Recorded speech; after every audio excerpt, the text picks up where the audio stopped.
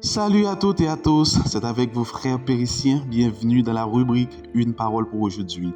Lisons notre texte de base qui se trouve en Jean 10, verset 10.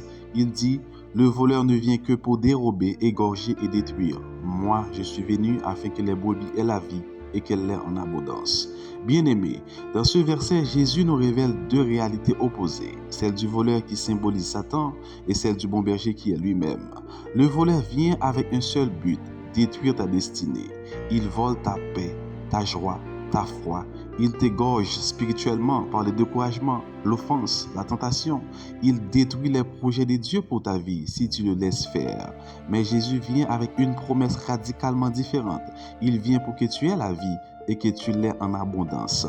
Pas une vie de survie, pas une vie misérable, pas une vie au rabais, mais une vie pleine, riche, profonde, conduite par l'Esprit.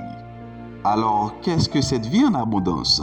Bien-aimé, ce n'est pas d'abord une question d'argent ou de réussite extérieure, même si Dieu peut bénir aussi dans ces domaines. C'est avant tout une vie en paix avec Dieu, peu importe les circonstances, une vie remplie de joie, même au cœur des tempêtes, une vie dirigée par le Saint-Esprit avec une vision claire, une vie capable de porter du fruit pour le royaume et pour les autres. Alors, que faire? Premièrement, écoute la voix du bon berger. Ne te laisse pas séduire par les voix du monde ou du voleur.